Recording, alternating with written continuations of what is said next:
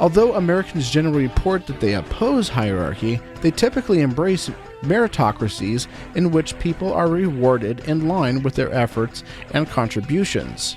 Meritocracies are clearly hierarchical, yet the notions that differences in power and status are deserved makes them more palatable, even to some who think of themselves as hostile to inequality.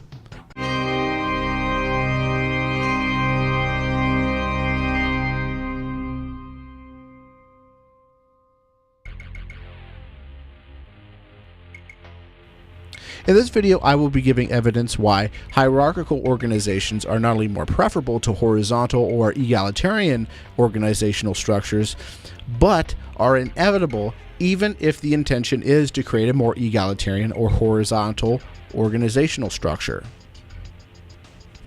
In this portion of the video, I'll be drawing heavily from Organizational Preferences and Their Consequences by Deborah H. Grunfeld and Lazara Z. Titans. In it, they show from data from across a wide variety of disciplines why hierarchical organizations are not only preferable for human interaction, but are inevitable even when the attempt is to create specifically a non-hierarchical organizational structure. So let me go ahead and read from the abstract. The following passage comes from the textbook Handbook for Social Psychology, Chapter 33. Organizational Preferences and Their Consequences. As automatically as individuals feel, think, and behave, groups of individuals organize, and like other species, humans organize for predictable reasons, in predictable patterns, and with predictable consequences. The study of human organizing behavior occurs across a variety of social disciplines, including social psychology, sociology, biology, and economics, and is central to the interdisciplinary field of organizational behavior. One claim is that among the ways people can organize themselves, certain structural forms tend to dominate organizational life, for better or for worse, because they serve basic human needs. A second claim is that these preferred social structures are intentionally and unintentionally created and recreated by organization members independent of and often in opposition to the formal organization designs that are imposed for strategic purposes. To substantiate these claims about social structure of organizations, this review draws upon literature that illustrate which types of structures dominate organization life and the social, psychological, and organizational processes that facilitate their construction and reconstruction. The drive to organize stems from both evolutionary and existential logics. From an evolutionary stance, living and working in groups and organizations is more adaptive for survival than social isolation. Existentially, human psychology has evolved to reinforce these adaptive arrangements. Human beings are plagued by a fundamental fear of death, which expresses itself in the fear of being alone and in the crisis of meaning. From these anxieties arise basic human strivings for affliction and belonging on one hand, and for impact on the other. People look to organizations to fulfill these strivings, some would say naively.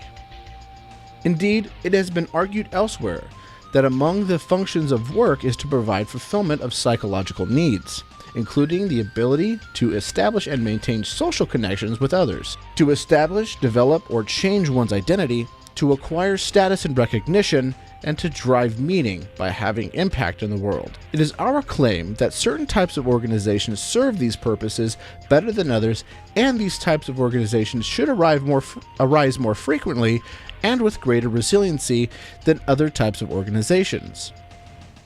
Specifically, we posit that homogeneous and hierarchical organizations are more psychologically preferable to organizations that are more heterogeneous and egalitarian, because they provide a better context for achieving belongingness and impact goals. Organizations naturally gravitate towards social homogeneity and social hierarchy because members conspire, often without awareness, to homogenize and stratify the social environment, even despite and sometimes in reaction to moral, ideological, and strategic imperatives to do the opposite. That is, to embrace and promote more diversity and greater equality. The homogenization of organizations is well documented from a variety of perspectives within sociology and organizational behavior, as well as social organizational psychology. The stratification of organizations into hierarchically ordered groups and individuals is also well documented, but not as evenly across disciplines. Within social organizational psychology, for example, programmatic research on status, power, and social hierarchy is a relatively recent development, although studies to obedience and authority and of prisoner and guard roles in the Stanford prison experiment, for example, are viewed as seminal in the field. In fact, much of the recent social psychological work on stratifying processes have been published within the last 10 to 15 years. Within sociology and organizational behavior, however, analysis of social and organizational stratifications has a longer and more complex history. All right, we're going to be skipping a little bit to hierarchy in this chapter. Previous sections of this chapter reviewed the evidence that people prefer homogeneity.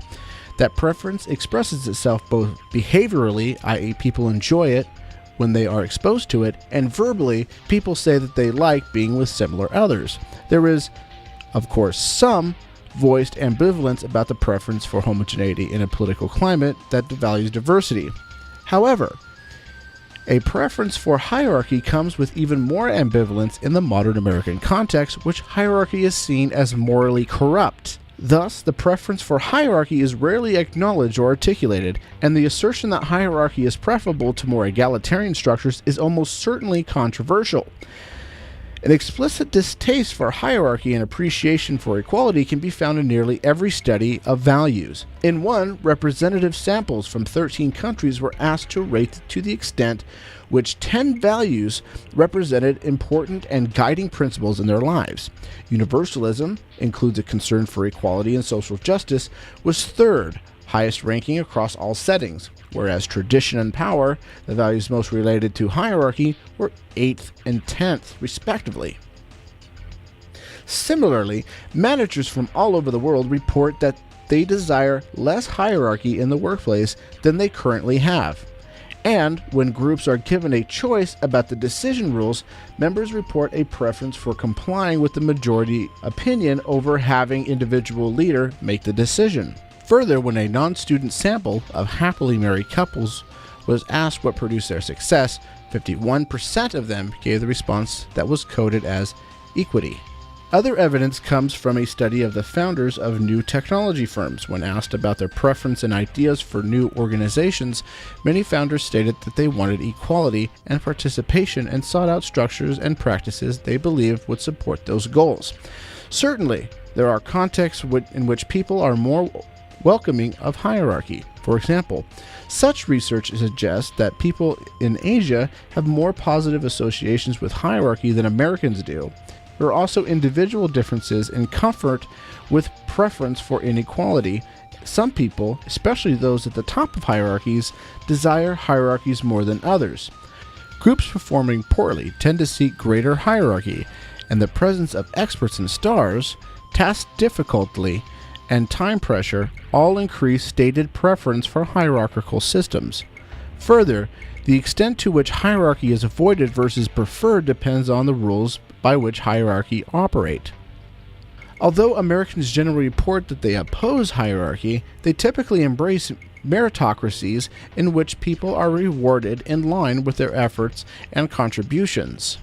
Meritocracies are clearly hierarchical, yet the notions that differences in power and status are deserved makes them more palatable, even to some who think of themselves as hostile to inequality.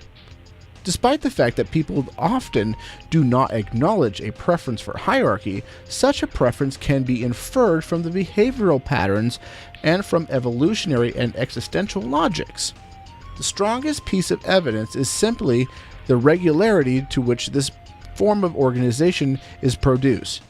As with homogeneity, people create hierarchies in all types of organizations. When scholars attempt to find an organization that is not characterized by hierarchy, they cannot. When an organization touts itself as truly egalitarian, it garners much attention from the press, in which itself is a signal of its rarity. So, some companies such as IDEO and Gore Incorporated promote their egalitarian ways, as do other types of organizations, such as the chamber orchestra Orpheus, whose primary claim to fame is that it functions without a conductor. However, closer investigations of these organizations show that, though they have rid themselves of the usual trappings of hierarchy, many hierarchical patterns remain. For example, the product design firm IDEO looks egalitarian from the perspective from formal positions. There are more than 150 employees, and yet almost everyone carries the formal title of engineer. Yet first-hand observation of brainstorming sessions reveal that the engineers compete for respect and status at face-to-face meetings. Engineers acquire status based on their respective abilities to come up with quote-unquote cool ideas, and the brainstorming sessions. Status is doled out in the form of compliments, neat, wow, or cool, by pursuit of one person's idea by others, and invitations to future brainstorming meetings. The brainstorming sessions are perceived as a chance for engineers to, quote, strut their stuff, unquote, and when invitations to attend are not forthcoming, engineers see this as a sign they should leave the organization. Engineers who acquire these status markers also get paid more than those who do not. Thus, although it may look egalitarian at the surface, IDEO is hierarchical. Quote, equal, unquote, members do not have the equal influence and equal levels of respect from their colleagues or equal access to resources. Similarly, although the chamber orchestra Orpheus does not have a conductor and began with very few hierarchical levels for an orchestra, a different member is now appointed to the, quote, concert master, unquote, for each piece of music. The founder and president has full control over the nature of the program, including what sets of pieces are played and what the program looks like. And there is a, quote, core group comprised of the, quote, principal, unquote, i.e. the highest rank is string, and woodwind players, which makes a number of key group decisions. Orpheus is not alone in the drift it has experienced in becoming more hierarchical over time. Newly formed Silicon Valley companies also tend to become more hierarchical over time. Those do not evolve towards hierarchy are less likely to survive. And then the pages just go on and on with more examples. So as you can see, that hierarchical organizations are inherent in human nature, and they even evolved out of ideologically driven flat organizations.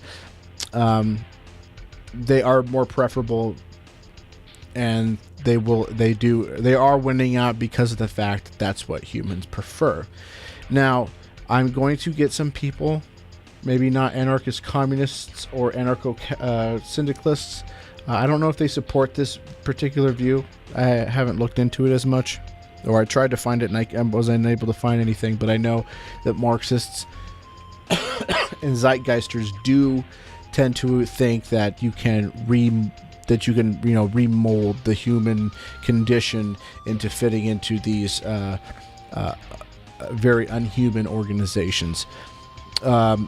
There was a great book called The Blank Slate, The Modern Denial of Human Nature, where he goes into just mounds and mounds of evidence why any of these attempts to reform or remold the human condition is not possible, and gives many historical and scientific data that proves that it's not the case. So anyone who attempts to try to do that, I'm just going to ignore that comment.